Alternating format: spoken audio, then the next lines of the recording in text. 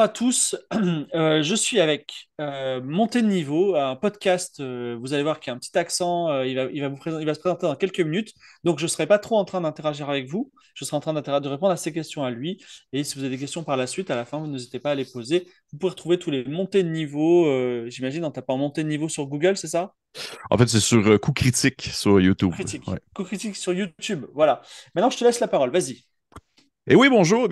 Bonjour tout le monde. Merci. Merci à Fibre de m'avoir lancé le micro en live Twitch, alors qu'à la base, c'était seulement supposé être un enregistrement qui allait plus tard être diffusé, ce qui va être le cas aussi également. Je vais faire rapidement un peu. Coup Critique, c'est justement un regroupement québécois qui font des vidéos concernant le jeu de rôle en général, autant des critiques, des entrevues, des présentations et tout ça. Et parmi les vidéos qu'on fait, je fais une série de vidéos qui se nomme les montées niveau, dans lesquelles je passe en entrevue certaines figures du jeu de rôle, autant au Québec qu'en France. J'essaie de jouer mon horaire un peu pour ça.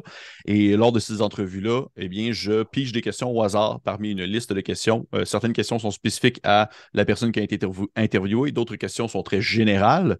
Et on y va un peu comme ça à la bonne franquette, sans vraiment on va dire, sans vraiment être trop officiel. Et si jamais Fibre n'est pas intéressé à la petite question, on passe à la suivante sans grande difficulté. Puis pour vrai, c'est pas plus compliqué que ça. Le but, c'est que ça soit très spontané, très inattendu, parce que j'ai des questions qui sont très sérieuses et d'autres qui sont vraiment super ridicules. Donc, on peut y aller un peu comme on veut. Et ben, comme sans plus attendre, si tu veux, on peut se lancer. Allez, Je suis prêt. vas-y. Parfait, parfait. Ben, alors, toujours, avant, merci. Merci encore Merci à toi. d'avoir accepté l'entrevue. C'est très intéressant parce qu'au Québec, on connaît un peu beaucoup ça dépend vraiment de ce qui se fait vraiment en Europe, mais on est très, très touché surtout par on va dire, les publications anglaises, Donjons Dragon, Wizards of the Coast et tout ça. On est très envahi par tout ce qui se fait chez nos cousins du Sud. Donc, pour vrai, c'est très apprécié. Et ainsi, je me lance dans ma première question que je pige au hasard. Autrefois, j'avais justement des petites preuves physiques que je pigeais des feuilles, mais maintenant, il faut que je le fasse en ligne. Fait que j'ai un générateur de questions. On commence avec une première question. OK. Question spécifique pour toi, Fibre, et ça commence bizarre avec une question un peu niaiseuse. Euh, je vais comme te citer, prendre une de tes citations choc que j'ai vu apparaître dans les derniers temps et qui dit: Je pense qu'il est théoriquement possible de faire une pizza en remplaçant la tomate par un fruit un peu sucré. Euh, Ça date de ce matin, ça. ouais, je sais. Quel fruit sucré? Ah non, non, en fait, alors, je fais un régime depuis 2 3 jours OK. et je me réveille le matin et j'ai envie de manger plein de trucs. Et ce matin, je me suis réveillé, j'ai dit, j'ai envie de manger une tarte aux abricots avec du fromage dessus. Et je me suis dit, c'est comme une pizza, mais il n'y a pas les tomates. Je me réveille le matin, j'ai pris mon Twitter, j'ai dit, tu sais quoi, je vais proposer aux gens, peut-être que ça existe. Mais ça va pas plus loin que ça. C'est pas du tout provocateur. Même si un jour, je suis allé aux États-Unis, à San Francisco, à la GDC, la Game Dev Conference, qui est un truc Mhm. de créateurs de jeux vidéo. Et il y a la fameuse pizza à l'ananas que tout le monde connaît, mais à San Francisco, j'ai pu manger une pizza aux clémentines et bah, j'ai beaucoup apprécié. Et je n'oublie pas que les pizzas, les tomates, ce sont des fruits et donc Mhm. nous mangeons des tartes finalement, des tartes avec de la tomate ou d'autres fruits. Voilà, ça va pas plus loin que ça. Ça va parfait. Écoute, c'est vraiment la pire question que je pouvais commencer à piger. J'espère prendre quelque chose un peu plus sérieux la prochaine fois. Fait que, parfait, merci de la réponse sincère, j'apprécie. On y va avec une prochaine question. Ça pige au hasard. Bon, OK, celle-là, c'est un peu plus sérieux. Encore une fois, c'est spécifique à toi. Euh, Petite description qui a été mentionnée sur le site internet de Aria. Aria est un monde bien réel qui fait voyager bien au-delà des mots et qui ne disparaît pas lorsqu'on referme ses pages. Aria, c'est un peu c'est ton bébé, c'est ton produit, c'est ton jeu et ton univers et tout ça.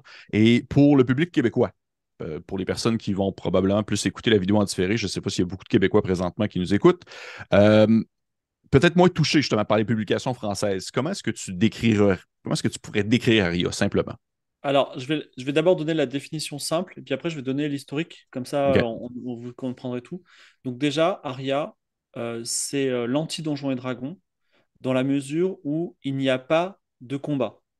OK. C'est-à-dire alors, on peut toujours décider de tuer des gens, mais comment dire, on encourage la non-violence à tout prix, dans la mesure où les combats sont, comme dans la vie réelle, mortels. C'est-à-dire qu'on prend des risques réels quand on tire son épée. Il y a très peu de classes de personnages qui sont des combattants. Et quand on tue quelqu'un, c'est pas quelqu'un anonyme, c'est souvent quelqu'un qui a un nom, un prénom.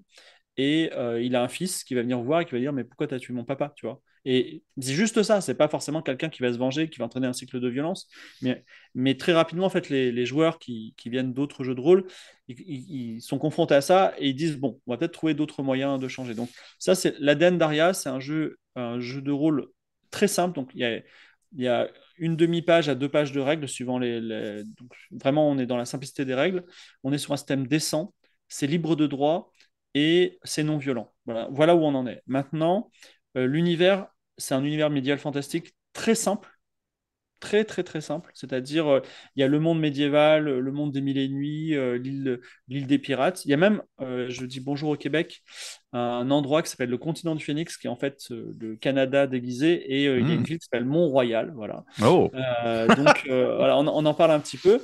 Et dans cette Aria, c'est une campagne aussi, enfin, quand on achète les livres, c'est une campagne qui dure 1 à 2 ans. Et cette campagne, elle a une fin secrète si on arrive à la finir sans tuer personne. Donc ça c'est la particularité. Ensuite, là c'est pour la définition. Maintenant ouais, il y a aussi un autre aspect important, c'est que c'est un jeu qui a été conçu pour être joué en actual play. OK. C'est-à-dire que qu'est-ce qu'il a de particulier? Par exemple, il y a les jets critiques, il y en a un peu plus que dans les autres systèmes. Dans Donjons et Dragons, on lance un dé à 20 faces. Donc, quand on a un critique, quand on fait un 1 ou un 20, donc ça fait une chance sur 10. Là, on lance un dé à 100 faces, on a un critique quand on fait moins de 10 ou plus de 90, donc c'est une chance sur 5. Donc, en gros, une fois sur 5, vous allez faire un échec critique ou une réussite critique, donc c'est beaucoup plus spectaculaire. Et les règles sont faites, sont simples, dynamiques pour que on ait tout ça tchatche beaucoup. Et je vais rajouter quelque chose, c'est un petit peu français, franco-français, dans la mesure où ça tourne beaucoup autour de la nourriture, des histoires d'amour, des infidélités, des mariages contrariés. Il y a évidemment des trésors, des grandes quêtes, des cités mystérieuses, mais en fait, l'essence du jeu, c'est ce moment où on va faire un concours de cuisine, par exemple. Donc c'est très, très français. Et la genèse du Aria, c'est que à la base, donc il y avait une grande chaîne de Twitch de France qui s'appelait la JVTV, qui était en fait la chaîne de jeuxvideo.com, qui est un site français. Donc il y avait Mhm. beaucoup de gens à l'époque qui étaient venus voir en me disant on veut notre actual play. Donc on l'a conçu et on m'a dit tout de suite attention, c'est des gens qui ne sont pas du jeu de rôle, ils sont du jeu vidéo. Il faut faire ultra simple pour eux, ultra simple, ultra simple. Même les nains, les elfes, ça les intimide un peu. Donc simple, simple, simple. Donc, il n'y a pas beaucoup de créatures magiques dans Aria. Il y a beaucoup d'humains, mais pas beaucoup de créatures magiques. Et il y a enfin, tout est simple. Mais ce qui est bien, c'est que dans cette simplicité, beaucoup de gens écrivent un petit peu ce qu'ils veulent et il y a beaucoup de gens qui ont adopté Aria aujourd'hui. Comme c'est un actual play qui est relativement connu en France parmi les autres actual play, ça a mené beaucoup de gens qui ne se retrouvaient pas dans les jeux où il y a beaucoup de tactiques, beaucoup de combats comme Donjons et Mhm. Dragons. Ça les a... et il y a aussi des jeux comme Vampire qui ont un univers très typé, très particulier, qui aussi en open world, c'est un petit peu terrifiant. Là, c'est un jeu qui au départ ressemble beaucoup à un jeu vidéo, c'est-à-dire on peut se balader un peu comme dans The Witcher un peu partout en open world, mais dès qu'on arrive dans un endroit, il y a un gars limite avec un point d'interrogation sur la tête qui dit hey, j'ai une quête pour vous. Et OK. donc, c'est très très simple d'accès. Et voilà, voilà pour résumer Aria. Et j'irai même plus loin pour les gens qui connaissent bien le jeu de rôle et qui t'écoutent. C'est que quand il y a des gens qui sont des vieux de la vieille, qui connaissent très bien le jeu de rôle, on leur dit Aria ne vous apportera rien, ne l'achetez pas. Par contre, si effectivement votre maman a jamais voulu jouer avec vous, peut-être c'est le moment de l'initier avec Aria. C'est un bon jeu d'initiation. OK. Ben, écoute, c'est intéressant au moins que vous ayez tout de même l'approche très, très sincère parce que vous connaissez aussi votre public en soi. Là. Vous savez qui va être intéressé par le jeu. Et là, tu as mentionné beaucoup de choses. Il y a beaucoup de choses qui sont venues titiller mon intérêt de questionnement. Et en premier lieu, je me demandais, là, tu mentionnes que justement, vous mettez beaucoup sans mettre l'accent justement sur les combats, beaucoup plus sur la résolution de conflits qui va s'éloigner de la violence en général. Mais est-ce que le jeu possède, on va dire, ces créatures qui ne sont pas conscientes? Tu sais, on parle, exemple, de la personne que tu mentionnais qui se faisait tuer et que son enfant revenait pour dire t'as tué mon père et Oui. tout ça. Mais est-ce qu'il y a aussi, on va dire, des bêtes qui n'ont pas vraiment l'esprit pour vraiment avoir les Alors, réflexions nécessaires? Tu sais? il y a des araignées géantes ou Ouais. des ours ou il y a quelques créatures magiques qu'on peut chasser,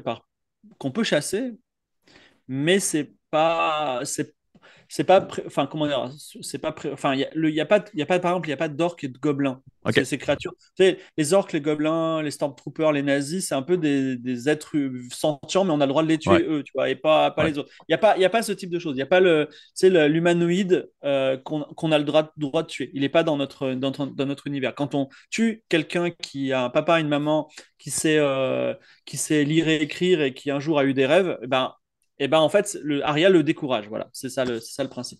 OK. Très intéressant pour vrai. Vois-tu, j'avais fait un peu mes recherches, mais en même temps, je voulais me garder certaines surprises pour pouvoir te poser des questions à ce propos. Mais je trouve que c'est vraiment une approche super intéressante. J'ai pas vu souvent ça.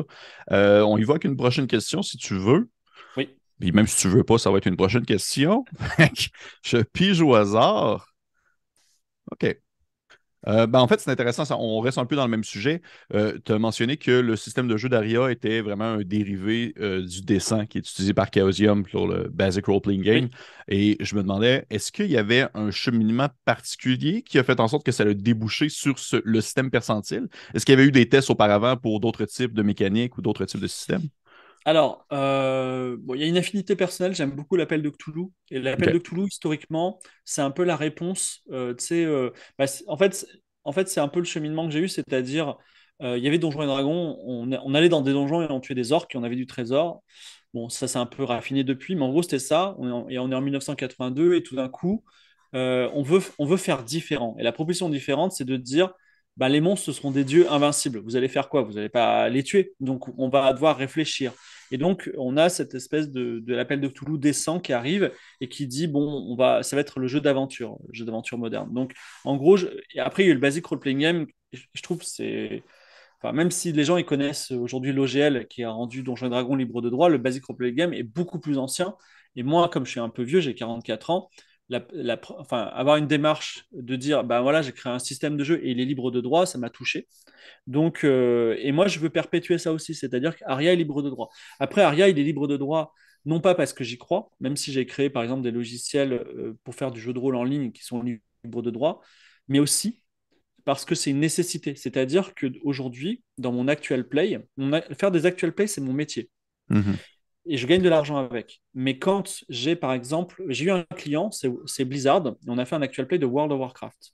Mhm. Et en fait, juridiquement, c'est compliqué de, de faire une aventure dans le monde de World of Warcraft avec un système qui est celui de Donjons et Dragons. Parce que Donjons et Dragons, c'est déjà un système de jeu. Donc, on ne peut pas faire la promotion d'un système de jeu via un autre système de jeu. Alors, Critical Role le fait. Je ne sais pas comment ils s'en sortent juridiquement, et à mon avis, ils ont plusieurs problèmes, et ils sont tellement influents que s'ils disent, écoutez, c'est Donjons et Dragons, rien du tout, ils le font quand même, tu vois.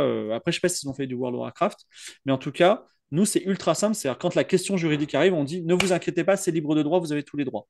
Et donc, c'est beaucoup plus simple pour nous. Voilà. OK. Intéressant, parce que je ne savais pas non plus, à l'avant que tu le mentionnes tout à l'heure, que le système était libre de droit, puis c'est quelque chose qu'on voit de plus en plus, on va dire, surtout sur la scène américaine, par exemple, indépendante. Il y a beaucoup de systèmes de jeux qui vont être en licence ouverte et ou licence partagée qui permet justement une appropriation, puis ainsi, on va dire, une mise au propre et une personnalisation selon les besoins. Fait que je trouve ça Mm. vraiment, vraiment très cool. Et on y va avec une prochaine question, si tu le veux bien. Oui. On y va avec. OK. Ton premier jeu de rôle, en fait, là, c'est vraiment plus dans l'histoire, on recule dans le temps. On peut s'imaginer une Oui. petite horloge qui tourne et qui tourne et qui tourne. Et ton premier jeu de rôle qui ne faisait pas partie des grands piliers reconnus. Vraiment quelque Alors, chose d'un peu plus indépendant. est-ce qu'au Québec, vous avez un jeu de rôle pilier qui s'appelle l'œil noir ou pas? Oui, Parce que en l'œil fait, noir, c'est un peu européen, hein. C'est la vieille Europe. ouais, c'est la vieille Europe, mais oui, pour de vrai, j'en entends des fois de temps en temps parler. Je pense pas que présentement, ça a le grand vent dans les poupes, comme on dit, mais Mm. oui, je connais. Fait que ça serait ça, en fait, un peu. Alors, oui, ce serait ça. Je vais juste dire deux, trois choses parce que la question internationale me touche. Et Mhm. c'est intéressant d'avoir votre vision parce que toi, tout à l'heure, tu as dit on a nos cousins américains qui sont pas Ouais. loin. Et c'est enfin, un marché dominé à 99% par Donjons et Dragons. Oui, Et Donjons oui, et oui. Dragons, ils dominent le monde entier, sauf deux pays qui sont la France et l'Allemagne. Donc l'Allemagne, c'est dominé par l'œil noir, des Schwarz Auge, qui est vraiment un jeu allemand qui est adoré. Et en Mhm. France, bon, il y a Donjons et Dragons, mais il n'est pas à 99%, il est à 60% en gros. Et on a un peu de résistance. Alors, on a, enfin, historiquement, dans les années 90, on avait beaucoup l'appel de Cthulhu, Warhammer, qui fonctionnait bien. et l'œil noir et d'autres. Et depuis peu, depuis les années 2000, on a une société qui s'appelle Black Book Edition qui sont à Lyon, qui Mhm. ont créé en fait leur. Alors, bon, je le dis, mais c'est pas tout à fait vrai, mais c'est pour simplifier leur clone de Donjons et Dragons sous forme de boîte d'initiation très simple qui s'appelle Chronique oubliée. Donc Chronique Oui. oubliée, c'est un peu une très grosse vente chez nous. Donc il y a toujours l'ombre de Donjons et Dragons. Et nous, même nous, Aria, où on est plutôt connus, on est vraiment ultra minoritaire, donc c'est très particulier. Mais pour revenir au jeu un petit peu indépendant auquel j'ai joué, donc l'œil noir, c'est quand même un gros, mais je l'ai eu assez tôt. Sinon, j'ai eu la chance aussi de jouer à des jeux de rôle fait maison, mais Mhm. ma première licence un petit peu confidentielle avec laquelle j'ai beaucoup joué, c'est Chill. Chill, Oui. c'est un jeu français, je crois, qui est un peu l'appel de Cthulhu, mais comme ça a été designé, je sais pas, par des gens des 70s, moi j'ai toujours l'impression que c'est un peu Scooby-Doo, mais un peu Mhm. violent. Et Chill, voilà, c'est à l'appel de Cthulhu, mais différent. Plus, en fait, l'appel de Cthulhu, on est plus un gros géographe qui va dans une bibliothèque, va chercher un vieux secret. Chill, c'est plus. C'est bon, j'ai des crucifix, j'ai des lames en forme de crucifix et je vais me taper des vampires. Donc c'est un peu plus bourrin, mais tout en étant contre des créatures qui sont même très très puissantes. Donc voilà, ce serait chill la deuxième réponse. OK. Intéressant. Lui aussi, je le connais surtout de nom. Je n'ai pas exploré, mais je sais que ça avait justement une approche qui faisait un peu penser à l'appel de Cthulhu sans nécessairement être très bouquinard, si je peux me permettre le terme. Et justement, en allant un peu sur une sous-question, parce que je trouve ça intéressant que tu as mentionné ça, euh, concernant, exemple, l'œil noir, concernant Chill, ou est-ce que c'est des jeux justement qui peuvent avoir une certaine violence malgré tout? Est-ce que c'est encore aujourd'hui, on va dire, une thématique qui peut t'intéresser dans le jeu de rôle, ou justement Aria t'a apporté un peu cette espèce de saveur-là qui fait en sorte que tu ne ressens plus vraiment le besoin d'avoir des combats à l'épée et de la violence? Non, non, alors moi les combats à l'épée, je trouve ça super fun et le Mhm, Donjon Dragon, je le trouve très ludique. mhm, Mais moi, mon métier aujourd'hui, c'est l'actual play, donc tu sais, le jeu de rôle filmé. mhm, Et en vrai, autant c'est marrant, enfin, c'est mon point de vue. Après, il y a des actual play, ben, Critical Role, où les mecs, hop, il y a une phase de combat, ça dure 2 heures, ils poussent des pions, ils lancent des dés pendant 2 heures et ils s'éclatent, tu vois. Et il y a mhm, énormément de gens qui regardent. Nous, notre but, c'est de faire autre chose. On fait pas ça. C'est-à-dire que nous, on essaye d'éviter les temps morts, les blancs. On veut toujours qu'il y ait de l'interaction. On veut pas qu'il y ait de ces phases tactiques qui sont intéressantes à jouer, mais pas forcément à regarder. Sauf parce que, en fait, outre le fait qu'on on peut dire bah c'est pas palpitant, on préfère voir des gens qui parlent, mais en plus souvent c'est très technique et donc il faut mhm, être vraiment très versé dans l'ensemble des règles pour dire ah il a fait un bon choix, il a bien réagi, ça se passe comme ça, c'est telle règle, je comprends. C'est un peu comme regarder un match de foot ultra complexe en fait, ou quel que soit le sport que vous regardez au Québec. Mais voilà, nous dans l'actuel play, on essaie d'éviter le combat en particulier mhm. parce que tout d'un coup c'est très lent. Donc les combats se font en un jet de dés. Mais à titre personnel, j'ai aucun problème à faire des trucs un peu bourrins. Mais comment dire? Alors, on va aller plus loin parce que tu es, un spécialiste. Ah oui, OK. Si tu veux Donjons et Dragons, je pense qu'ils sont aujourd'hui, ils sont en train d'avancer tout doucement, même à reculons dans une impasse. C'est que ces derniers temps, ils se sont dit, on va rendre la scène un peu plus woke, voilà, déjà parce que les gens demandent ça, et les actual play demandent ça. Donc ils se sont dit, vous savez, les elfes noirs, c'est pas parce qu'ils sont noirs qu'ils sont méchants, hein. Et même d'ailleurs, Mhm, ils sont pas méchants. Je pense qu'ils vont dire bientôt les gobelins, les orques aussi, ils sont pas méchants. Donc ils vont vers ça parce que bah effectivement, on peut pas dire vous avez un humanoïde et parce qu'il a la mauvaise couleur et il est né au mauvais endroit, c'est un méchant. Tu vois, c'est compliqué de dire parce qu'il a une race, cet humanoïde, c'est un méchant. Donc on va vers ça. Après, ils vont aller naturellement vers un autre système qui est de dire c'est compliqué d'avoir un système de jeu dont le cœur c'est tu ne peux progresser et devenir meilleur que quand tu tues des gens. Tu vois, mhm. quand tu tues des gens, c'est un vrai problème. En vrai, et ça, c'est un mur dans lequel ils vont aller et ils vont devoir se réformer. Et là, je pense il y aura comme une grande guerre civile, on va dire, de Donjons et Dragons qui va être palpitante. C'est-à-dire, il y aura des anciens qui diront mais pourquoi vous êtes en train de changer mon Donjon et Dragon qui a si bien marché que j'adore? Et les autres qui disent enfin, on va pouvoir avoir du Donjon et Dragon qui va être autre chose que ben, on tue aveuglément des gens, tout simplement pour devenir meilleur. Aujourd'hui, il commence à avoir des glissements, c'est-à-dire qu'on commence à avoir des systèmes de quêtes dans lesquels on a des points d'expérience qui ne sont pas liés aux monstres qu'on tue. Mais voilà, et puis rajoutons à cela que ça appartient à un groupe qui s'appelle Wizards of the Coast, qui fait 99% de son bénéfice passe sur Donjons et Dragons.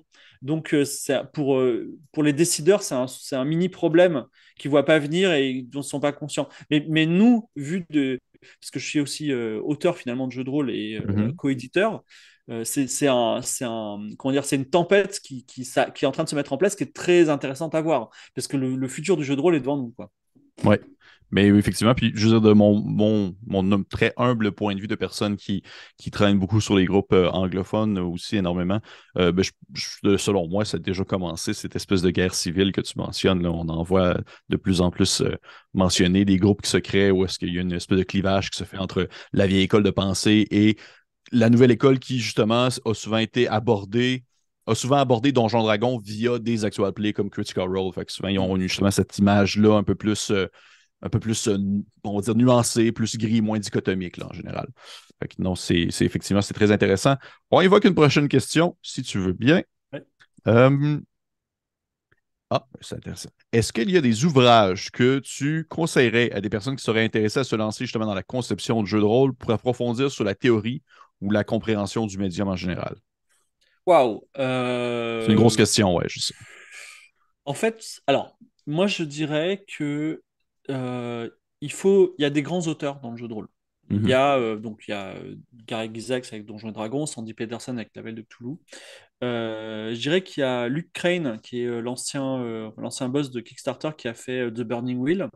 Ouais. Il y a Mike Pondsmith, qu'on connaît beaucoup pour Cyberpunk, mais surtout, il a fait Castle Falkenstein, que je trouve très excellent. Donc, et il y a aussi les petits indés, genre il y a Ben Lehman qui a fait Microscope, Polaris, alors le petit Polaris, pas le gros qui se passe sous les mers. Donc en gros, je pense que euh, il faut, quand on connaît ces auteurs et qu'on connaît leurs. C'est un peu comme quand on veut être écrivain. Si tu veux être écrivain en langue française, en tout cas, bah, tu es obligé d'avoir lu Victor Hugo et d'avoir un peu potassé ce qu'il a fait. Bah, là, c'est pareil. Moi, plus qu'un bouquin de technique pour dire qui dirait bon, le jeu de rôle, c'est ça se passe comment, il faut faire ça.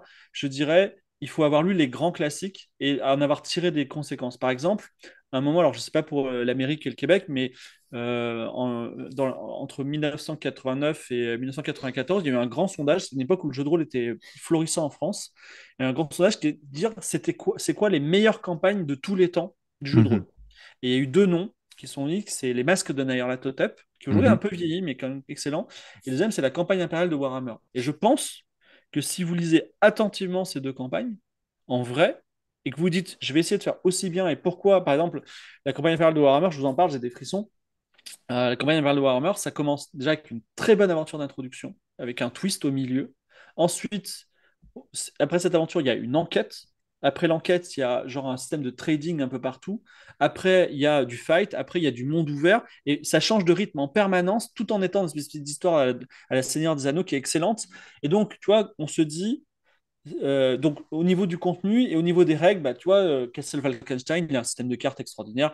Luke Crane, Burning Wheel, c'est un système qui est assez peu utilisé, mais il est très inventif. Quand on voit les jeux indépendants, c'est très, très rapidement, vers 2000, 2000, 2006, ils ont créé. Il y a des jeux comme Dog in the Vineyard, dans lequel n'importe qui pouvait devenir MJ et être compteur autour de la table. Donc, tu vois, en fait, il faut être un peu au courant des systèmes qui sont créés, comment ça se passe, et on fait son marché. On dit, mais cette idée, elle est trop bien, cette idée est trop bien, ce système n'est pas bien du tout. Et il faut savoir aussi distinguer l'univers des règles, etc. Et voilà, et en gros, en fait, tout simplement, bah, tu as ta bibliothèque de classiques et tu fabriques ton jeu. Parce que toi, tu m'as dit sur la fabrication de jeu, pas sur le fait de mener un jeu, on est d'accord. Mhm. Oh oui, absolument. Voilà, voilà. Donc c'est ce que je conseillerais en fait. C'est effectivement d'avoir les basics, et c'est pas énormément de bouquins, hein. Là j'en ai cité 4 ou 5. Voilà, et après la campagne impériale, c'est plusieurs bouquins, mais voilà, c'est pas tant de bouquins que ça, et en vrai, vous pouvez commencer à vous y mettre quand vous connaissez un peu ça. Voilà. OK. Intéressant. Juste pour être sûr, Doug in the Vineyard, c'est bien de. Voyons, monsieur. C'est Vincent Baker, je pense. C'est bien ça. C'est possible, je l'ai quelque part. C'est lui qui a fait Voilà. Apocalypse World, je crois, là, mais Ouais, il me semble. Mais c'est intéressant parce que dans le fond, si je peux me permettre de, on peut dire, de reformuler en quelque sorte, ça serait vraiment plus de s'intéresser à la manière que les personnes vraiment ont écrit les histoires et aussi la manière qu'ils les ont conçues en quelque sorte, plutôt que de se lancer vraiment dans des livres théoriques et super complexes sur, on va dire, la création narrative et tout ça, là. Ouais, ouais, et puis il y a un truc aussi, alors il y a un truc que je fais aussi, c'est que sur Reddit, il y a un concours, je crois que c'est tous les mois, du meilleur jeu de rôle. OK. Et c'est des petits jeux indés qui sortent, et en général, je l'achète. Voilà. Et parce qu'il y a des trucs nouveaux, alors parfois c'est une grosse déception, tiens, j'ai acheté un jeu. Là. Attends, je te montre. C'est un jeu qui s'appelle Coyote and Crow, il a coûté une blinde, tu vois, il est Ben hyper oui, épais. oui. Tu dois connaître un peu, oui, parce que ça Ouais, parle des natives et tout. ouais. Moi, je le trouve, moi, ça m'a un peu déçu. Déjà, le fait parce qu'il a écrit énorme, très gros, et j'aurais préféré un livre plus petit. En fait, le setting est super sympa, mais tu vois, il n'a pas d'idée lumineuse hors du setting. Ça m'a pas dit, il n'y a pas un truc là-dedans, j'ai dit, trop bien, je vais le prendre et je vais le mettre dans un de mes jeux parce que c'est trop innovant, tu vois. Mais ça veut Mhm. pas dire que c'est pas bien non plus. Mais il y a aussi des très bons jeux. Par exemple, tu sais, tous les jeux de Lamentation of the Flame Princess, je pense à Ouais. Vein of the Earth, qui sont des beaux livres magnifiques, mais vraiment, je me plonge dedans, mais il n'y a pas d'idée fantastique, tu vois. Il y a pas d'idée qui me permet de devenir meilleur dans mon métier. Mais bon, c'est pas grave, c'est partie de la culture générale, quoi. Voilà. Oui. OK, puis là, par exemple, je suis curieux, j'ai comme une sous-question qui embarque là. Est-ce qu'il y en a un de ces jeux indépendants-là du mois qui est sorti récemment que tu as fait OK, ça, cette idée-là est excellente, je vais la prendre puis je vais la utiliser Oui, dans mes alors parties. c'est un auteur français qui s'appelle, je ne me souviens plus, mais il a fait un jeu de rôle indépendant. Et en fait, j'adore sa règle et je l'ai utilisé plein de fois. Voilà, je vais en citer deux. Je vais en citer deux français. Donc le premier, je sais pas son nom, mais il a fait Conan et Red Sonja contre les ninjas. Et c'est un tout petit truc qui fait 20 pages. Et dedans, il y a une règle que j'adore. C'est quand on est dans un pays étranger et qu'on ne connaît pas la langue, Mhm. on lance un dé à six faces. Et par exemple, si ça fait deux, tu peux faire des phrases qu'avec deux mots. Voilà. Donc, t'as pas le droit de faire plein de petites phrases pour faire passer. Si tu veux pas faire passer une idée, tu dois faire deux mots. Si tu fais un, tu fais un mot. Si tu fais six, tu peux faire six mots. Donc, c'est très rigolo et ça marche super bien. Super bonne règle. Bravo, gars. Génial. Et le deuxième, qui s'appelle Deux étés de Com Martin. Oui.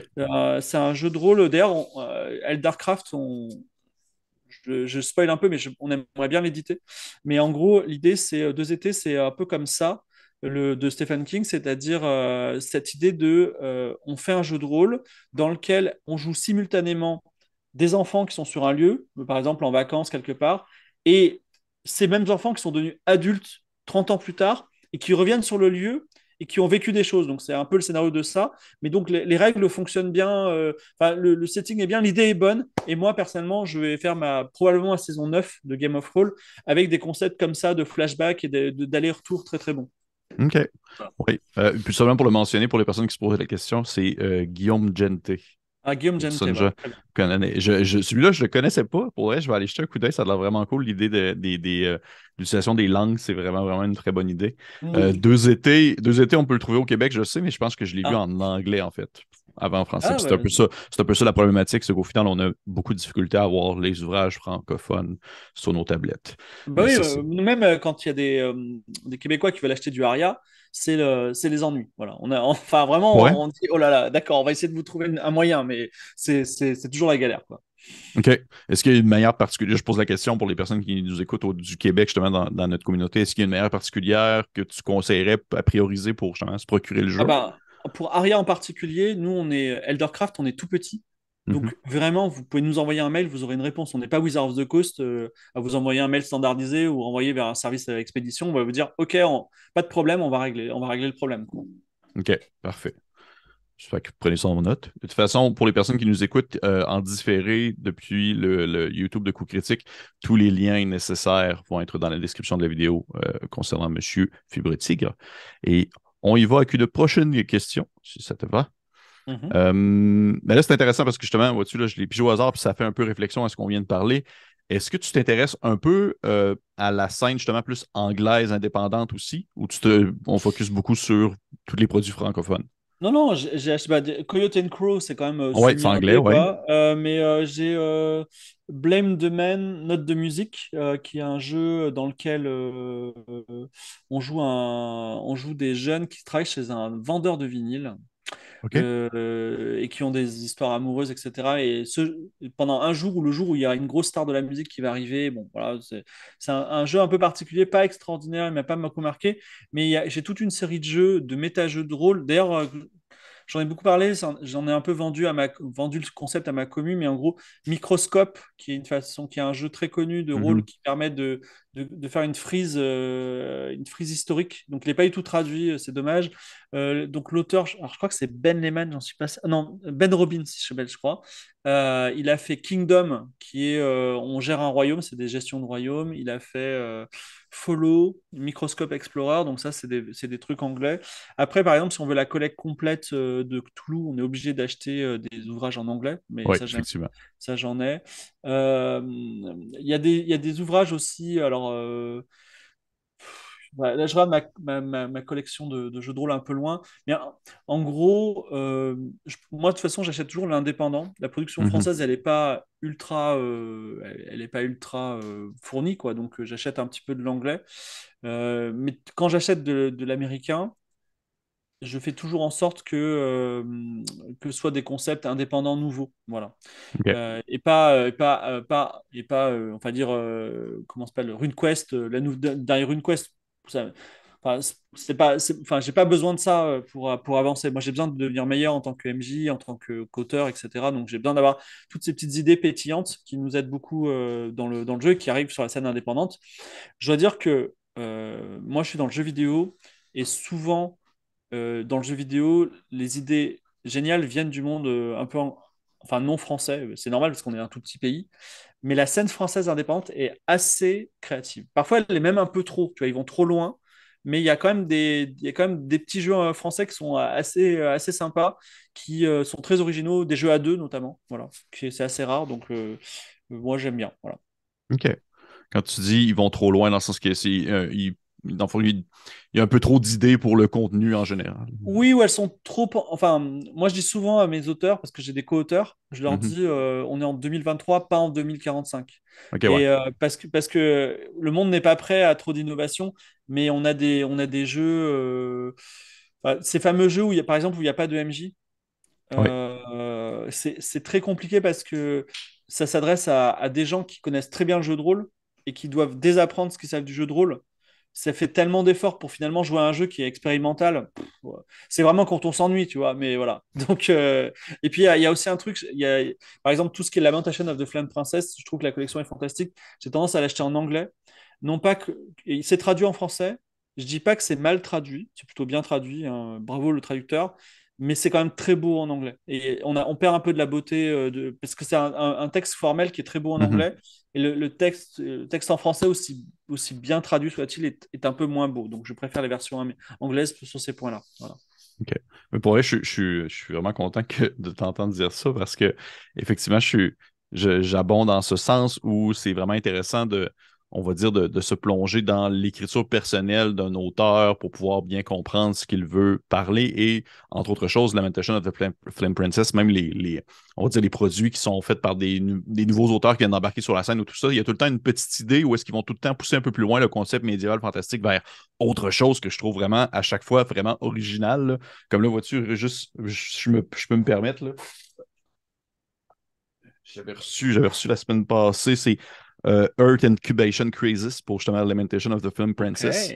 Où est-ce que c'est une espèce de science fantasy avec un gros combat contre un mecha puis un genre de Godzilla à la fin dans une région très, très classique médiévale fantastique. Et juste ça, je trouve tellement que c'est tellement des bonnes idées, il y a tellement des choses à aller chercher là que je suis Bah, content j- d'entendre dire. j'ai une autre ref à te donner sur. Je crois que c'est des Anglais qui font ça, parce que je les avais rencontrés Oui, au Fighting Fantasy Fest, qui est un oui. festival qui a lieu à Londres, de l'île dont vous êtes le héros.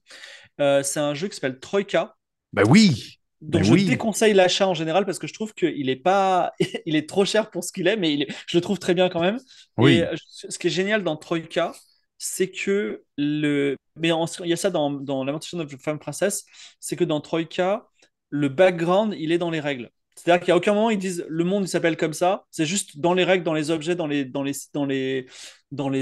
sorts de jeu, dans les systèmes de jeu, eh bien tu as des petits éléments qui sont distillés et quand tu connais les règles par cœur, tu as le background et je trouve que c'est quelque chose qui vient un petit peu de Dark Souls, tout ça, de ces Mhm. systèmes de jeu qui te disent rien sur l'histoire, mais il faut, si tu veux vraiment savoir, tu creuses. Et je trouve ça très, très malin, très, très élégant. Voilà. Par contre, Troika, enfin, je sais pas toi, mais nous, en France, que ce qu'on achète en français ou en anglais, il coûte genre 40 euros. Donc, on va dire $50 pour 30 pages ou 40 pages. Bon, c'est un peu cher. Oui. Voilà, genre des conseils là, j'ai dit j'adore, mais ça a changé ma vie, mais ne l'achetez pas. Voilà. Oui, il est quand même assez cher. J'avais acheté, j'ai essayé de l'attraper justement au vol, mais j'ai pas été Mm, capable. Mais effectivement, il coûte assez cher, mais ça vaut la peine de l'avoir du moins en PDF pour pouvoir aller chercher. Parce qu'effectivement, que les idées des backgrounds c'est vraiment super cool parce qu'il y a vraiment oui. des inclusions, puis des débuts de concepts qui ne sont jamais vraiment parfois explorés. Puis au final, c'est que ça demeure à toi et avec le maître de jeu à se dire, OK, pourquoi est-ce qu'ils disent ça? C'est quoi les chevaliers de l'horloge de minuit? C'est pas expliqué nulle C'est ça part, puis il faut exactement, comme ouais. développer là-dessus. Puis, Ouais. oui, c'est vraiment, vraiment des super bonnes idées, ça. Fait Mais d'ailleurs, dans Troïka, j'ai pris des idées de Troïka. J'ai pris, il y a l'orphelin, enfin mhm. le roi d'un pays inconnu, tu vois. Donc le mec, il est roi, mais il a oublié d'où est son pays. Je trouve ça super. Il y a aussi le deuxième meilleur joueur d'échecs du monde. Enfin, tu vois, il y a plein de choses qui sont super inventives. Et enfin, tu vois, et je leur en veux énormément de faire des bouquins si petits, tu vois, parce que. Mais c'est vrai qu'ils condensent toutes leurs idées d'une certaine façon. Voilà. Oui, Mais voilà, j'aurais aimé qu'il y ait un Donjon et Dragon du Troïka. Voilà. oui. Mais en fait, ce qui est vraiment cool, puis là, ça fait un peu référence à ce que tu mentionnais tout à l'heure, c'est que Troika demeure dans un système de jeu qui permet la production de produits tierces, puis il y en a vraiment beaucoup. Il y en a tellement des Ouais. gens qui ont fait des livrets, des ouvrages, des pamphlets sur le jeu. Fait que des backgrounds, il y en a vraiment beaucoup. Mais c'est vraiment ça, en fait, qui est utilisé justement dans Aria. C'est ce style de classe-là, en quelque sorte, juste pour être sûr. Bah, nous, on essaie d'être. Parce que comme on n'a pas de combat, il faut Oui. qu'on compense par de l'inventivité, par des nouvelles règles. Et nous aussi, on est une émission. C'est-à-dire, on est une émission et qui a lieu tous les 15 jours. Et quand les gens se connectent pour voir l'émission, il faut qu'ils aient droit à autre chose que aller dans la grotte d'à côté parce qu'il y a une tribu orque qui attaque notre village. Tu vois. Donc, il faut qu'il y ait des choses inventives, des choses qui fassent rêver, des choses qui fassent aussi cogiter. Par exemple, tu vois, dans Aria, il y a un truc qui est connu, c'est il y a un gâteau qui s'appelle le sis cake. Quand tu manges une part du gâteau, tu changes de sexe, tu vois. Donc tu deviens d'homme en femme. Et donc là, tu donnes ça à des joueurs, ils font plein d'expériences, tu vois. Donc, et ça, c'est rigolo le fait d'expérimenter. Les gens disent, mais si on fait ça, ça et ça peut être. Qu'est-ce qu'on fait? Donc voilà, c'est espèce de foisonnement inventif qu'on trouve dans Troïka, dans Lamentation of the Femme Mhm. Princess. Moi, ça m'alimente beaucoup pour pouvoir donner des poupées à mes joueurs eux, ils racontent l'histoire qu'ils veulent, quoi. OK. Vraiment intéressant. Je vais essayer de jeter un coup d'œil. Encore une fois, ça demeure tout le temps dans l'accessibilité au Québec. Là. Il y a tellement de choses que j'aimerais lire que j'ai pas vraiment l'occasion des fois. On y va avec une prochaine question. Oui, Je vais encore te citer parce que avant la rencontre, j'ai pris le temps de réécouter quelques-unes de tes entrevues que tu avais faites ailleurs. Et, et tu dis une fois, le jeu de rôle est, selon toi, le meilleur des jeux de société. oui. Oui. Mais disons que, admettons qu'on tasse vraiment le jeu de rôle, est-ce qu'il y a un ou quelques jeux de société vraiment typiques jeux de société que tu trouves encore aujourd'hui intéressants? Oui. Il y a des jeux de société qui sont incontestablement bons. Magic, Pandémie, Race for the Galaxy, j'adore. Mhm. Euh, le jeu de Richard Garfield avec des robots qui s'appelle Robo Rally. Même Dixit. Et il y a aussi des jeux, alors que j'aime pas forcément, mais comme Time's Up, qui Ouais. peuvent faire jouer par toute une famille. C'est-à-dire que vraiment, votre papa ou votre neveu qui déteste les jeux vidéo, il est pas geek, tout ça, bon, un Time's Up, il va jouer avec vous. Donc c'est cool, c'est un lien social intéressant et ça peut être, voilà, ça peut être agréable. Maintenant, c'est un peu comme la drogue, c'est-à-dire que quand on a touché à l'héroïne, bon, l'alcool, c'est toujours agréable, mais bon, c'est moins intéressant. Et Mhm. alors, j'ai jamais touché à l'héroïne, mais en tout cas, le jeu de rôle, je pense qu'une fois qu'on a testé, c'est tellement bien que, ok, je veux bien faire un Scrabble, mais je préfère faire une partie de jeu de rôle ce Ouais. soir, quoi. Donc, c'est pour ça que c'est un peu le meilleur jeu de société. Alors, je vais aller un peu plus loin. Je sais pas pour vous au Québec, et j'imagine ce problème ne se pose pas aux États-Unis, mais le mot jeu de rôle en français, il est assez connoté. Parce que on parle par exemple de jeux de rôle sexuels, on parle aussi de jeux de rôle pédagogiques dans les écoles, Mhm. et surtout, il y a eu des accusations de satanisme par les pratiquants de jeux de rôle Mhm. dans les années 90 qui a coulé un petit peu l'industrie en France. Et puis aussi le rôle comme le théâtre. Et le théâtre, c'est quelque chose qui est perçu comme quelque chose d'un peu vieillot en France. Et quand on a lancé Aria, en tout cas, on avait une grosse réflexion en disant, est-ce qu'on peut pas lui donner un autre nom? Est-ce qu'on peut pas appeler ça le jeu d'aventure, le jeu de société d'aventure, tu vois, le jeu d'aventure. Et on essaye un peu de faire ça. Il y a des grosses boîtes en ce moment. Je pense à Gigamic qui a lancé un jeu de rôle. Il y a Panini qui vient de lancer un jeu de rôle qui s'appelle Rouroureuse, qui a été écrit par un ancien de chez Blizzard.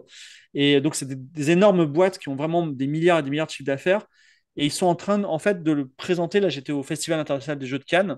Les jeux de rôle de Panini, les jeux de rôle de Gigamic, ils étaient dans la section jeux de société. Ils n'étaient pas dans la section jeux de rôle. C'est-à-dire qu'ils sont là en train de se dire on est l'ultra grand public, l'ultra casual, on est l'équivalent du jeu mobile, jeu vidéo mobile pour les jeux vidéo. Donc, on est en train de s'ouvrir. Effectivement, peut-être le mot jeu de rôle, en tout cas en français, va peut-être muter sans pour autant disparaître. Mais OK. c'est un véritable problème parce que aujourd'hui, une des barrières d'entrée, il y a beaucoup de barrières d'entrée pour venir au jeu de rôle, mais pour quelqu'un qui n'aime pas le jeu de rôle, une des barrières d'entrée, le mot jeu de rôle pose problème en France. Voilà. OK.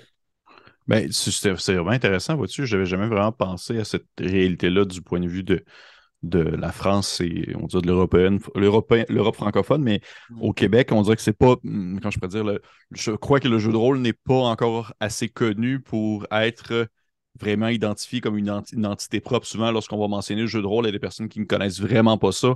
C'est Mm. immédiatement c'est un jeu de société. C'est rien d'autre qu'un jeu de société. Et où est-ce que souvent ça va clasher, où est-ce qu'il va y avoir une certaine déchirure qui va se faire, c'est lorsqu'on va mentionner le fait de devoir incarner un rôle. Là, Oui. c'est le moment que c'est oh non, non, non, non, là, je peux pas. Ah non, mais t'as totalement raison. Moi, j'ai un de mes joueurs. Donc, un joueur pro. C'est un mec qui Mhm, vient jouer, il est payé pour ça. Il est adoré. Il est tout le temps là. Il s'appelle Lame. Et en fait, avant de faire la première partie avec lui, il disait exactement ce qu'il disait. Moi, monter sur une chaise, déclamer des vers, ça m'intéresse pas du tout. Mais on lui dit, gars, c'est pas du tout ça le jeu de rôle. non, non, c'est sûr. Détends-toi, t'es à ta place, tu fais ce que tu veux. Et effectivement, et alors, je ne dis pas que c'est pas bien parce qu'il y a des actuels players français qui le font. Mais par exemple, ce qui est très intimidant quand on regarde Critical Role, c'est leur maîtrise des voix. Parce que si tu vois ça, tu dis, mais moi, si je veux jouer comme eux, je suis obligé de faire ces voix-là. Mais Mhm, c'est terrible, tu vois, parce que moi, j'oserais. Déjà, je vais avoir du mal à m'exprimer en public, de me dire mes idées, mais en plus, il faut que je joue un rôle, ça va être terrible. Donc, ça rajoute des barrières d'entrée. Donc, j'ai tendance. Nous, on est très détendu. Hein. Tu fais pas de voix ou t'en fais si tu veux, et voilà, c'est cool. Donc, ça fait partie aussi, voilà, l'aspect rôle est une barrière d'entrée importante. mhm. Puis surtout, au Québec, Critical Role est très fort, très, très, très fort. Ça demeure, tu sais, on est une province qui est facilement bilingue. Souvent, on va consommer en français et en anglais sans problème. Et je pense justement que l'aspect où est-ce que tu mentionnes qu'ils font des voix, puis c'est des acteurs professionnels et tout ça, ça demeure vraiment un très grand blocage. Et je pense que justement des initiatives comme tu le mentionnes, où est-ce que c'est un peu plus relax, où est-ce que on incarne le personnage si on veut vraiment faire des voix et tout ça, mais c'est pas nécessaire. Ça permet d'avoir, on va dire, plusieurs exemples différents qui peuvent justement permettre à des personnes de voir, ah, OK, ben, je suis pas obligé d'avoir une formation en théâtre à l'université pour pouvoir jouer un jeu de rôle. Fait que c'est vraiment cool. Et là, par exemple, là, tu as mentionné que le jeu de rôle, le concept du jeu de rôle de ce terme-là pouvait justement être un peu plus un blocage. Mais est-ce que c'est de là qui est sorti? Parce que j'avais lu aussi des choses, différents écrits sur Internet, te mentionnant que ce soit des articles ou autres. Et souvent, c'est la première fois que j'entendais en fait le terme fiction interactive. Oui. Est-ce que c'est. Ah, Vas-y, vas-y. Je te la laisse aller. fiction interactive, c'est très particulier. La fiction interactive, c'est des jeux textuels, OK. des jeux vidéo textuels. Donc moi, je viens de là, je connais très bien, et ça regroupe que ça en fait. Donc là, on est hors du jeu de rôle. OK. Mais par contre, il y a quelque chose que je dis souvent, c'est que là, on vit une période un peu bizarre qui est tractée par Critical Role, qui est que le mot jeu de rôle est cool. C'est-à-dire, Ouais. c'est la première fois dans l'histoire du jeu de rôle que quand tu dis je fais du jeu de rôle, t'es cool, alors qu'avant, c'était pas du tout le cas. Mais par contre, ce qui est assez intéressant, en tout cas en France, toujours parce que je n'ai pas les chiffres ailleurs, c'est que ça a très peu d'impact sur les ventes. C'est-à-dire que tout le monde, dans les cours de récré, tout le monde dit, au lieu de dire Fortnite, ils disent je fais du jeu de rôle, Donjons et Dragons, etc. Mais en vrai, ils n'achètent pas de produits et ils n'y jouent pas non plus. Ils en parlent. C'est cool d'en parler, un peu comme quand on parle du foot, parce qu'on le regarde à la télé, on suit des équipes, mais on ne le pratique pas. Et ça, on en est. Enfin, il y a un petit mieux. Et d'ailleurs, ce mieux, cette perception du mieux, est ce qui fait qu'il y a beaucoup d'entreprises de grand niveau qui sont en train de s'y investir. Mais dans les faits, ça ne génère pas plus de ventes. Voilà. OK. Intéressant. Puis j'imagine que c'est encouragé aussi par des choses comme Stranger Things avec Oui, le concept du jeu de rôle justement qui est mis de l'avant dans certaines des saisons. Parfait. Et je vais regarder voir le temps qui nous reste. Juste pour voir. OK, je vais avoir le temps pour une dernière question si tu le veux bien, si tu as le bien temps. sûr. stresse pas, parfait. On pige au hasard et c'est parti. OK. Une œuvre ou c'est une question très générale, une œuvre ou un univers de fiction dans lequel tu aimerais jouer dans le concept d'un jeu de rôle, dans le contexte d'un jeu de rôle. Euh, ok. Moi, j'aimerais bien jouer dans un Star Trek, mais tu vois, le vrai Star Trek tel qu'il a été promis, pas celui qu'on a eu, c'est-à-dire à la base Star Trek, tu es dans un vaisseau spatial, tu as des scientifiques à bord, t'as pas d'armes, et tu vas de planète en planète et tu rencontres des énigmes. Genre, Mhm. tu as une civilisation étrange, tu comprends Ah pas ce ouais. qu'elle veut. Voilà. En fait, en général, Star Trek, même dès la période classique, Kirk donnait des coups de poing à tout le monde et il roulait des pelles à la jolie avec extraterrestre sexy, tu vois. Et après, il y a eu Next Generation où c'était pareil, les Klingons, voilà. Et en fait, malheureusement, bah, l'Amérique, elle est belliciste, elle aime la guerre, c'est comme ça. C'est pour ça que Donjons et Dragons on tue des gens. Et il n'y a jamais eu le Star Trek promis. C'est-à-dire, il y a toujours eu, il y a eu cette idée de dire, bah, il n'y a plus d'argent, les Russes et les Américains sont copains maintenant, mais à part que maintenant, il y a les Klingons qu'on déteste, tu vois. Et en fait, j'aimerais vraiment qu'on ait le pur Star Trek, c'est-à-dire on est dans un vaisseau scientifique, on va de planète en planète, et on découvre de nouvelles civilisations, voilà, des nouvelles formes de vie étranges, et on les comprend ou on les comprend pas, et on va sur une autre planète, et ainsi de suite. Tu vois. Ça j'adore ça vraiment, mais ça, c'est le jeu de rôle de mes rêves. Mais malheureusement, il n'existe pas. Mais peut-être on l'écrira un jour, hein, voilà. Mais... Ben oui, surtout en fait que pendant que tu en parles, je veux dire, au final, j'ai l'impression par exemple, le système d'Aria pourrait bien fonctionner dans ce contexte-là, puisqu'il n'y a pas de combat en soi, là. Le combat Ouais, est la ouais, dernière. par exemple. Non, mais Ouais. je verrais bien. Ben, je sais pas si tu connais une campagne Star Wars qui s'appelle Dark Strider. Elle est vraiment très très bien. Elle est en 4 volumes et OK. notamment il y a une belle boîte. Et donc le concept de Dark Strider, c'est en fait un Star Trek dans Star Wars. C'est-à-dire qu'on a on a un équipage qui a capturé une corvette corélienne. Donc on a le Mhm. plan de la corvette et on a plein de gens. Chaque joueur joue 3 personnages d'équipage et en fait on va aller chercher un méchant qui est à l'autre bout de la galaxie et on doit aller de planète en planète et comprendre la planète à chaque fois pour refaire des provisions, etc., pour y aller. Donc c'est un Star Trek qui dit pas son nom et il est excellent, j'adore. Vraiment, il est fantastique. Il n'y a même pas de Jedi. T'imagines à quel point c'est un Star Trek. C'est vraiment, ouais, c'est vraiment, vraiment pas Star Wars. Voilà, OK. ça s'appelle Dark Strider, c'est vachement chouette, mais aujourd'hui, malheureusement, c'est introuvable. Elle est là-haut, la mienne, mais voilà. OK. Ben, je me prends en note parce que je ne la connaissais pas du tout. Mais, hey, ça ferait un peu le tour, je crois, parce que je vois aussi le temps passer, puis je ne veux pas non plus te retenir trop longtemps. Je voulais seulement prendre quelques minutes, encore une fois, pour te remercier beaucoup du temps que tu as pris pour Merci à répondre à mes toi. questions. Mais ça me fait plaisir. J'espère que tu as apprécié ton expérience. Pour moi, c'est toujours un plaisir de rencontrer des personnes, des figures, justement, qui sont plus marquantes du jeu de rôle, autant que ce soit au Québec ou à l'international, parce que j'essaie de créer des liens un peu comme je peux entre ces deux réalités-là, parce que je me rends compte qu'on n'est pas du tout dans la même consommation de produits, pas du tout dans le même type non plus de contenu. Fait que je trouve ça important d'essayer on va dire, de relier un peu le tout sous une francophonie un peu plus globale.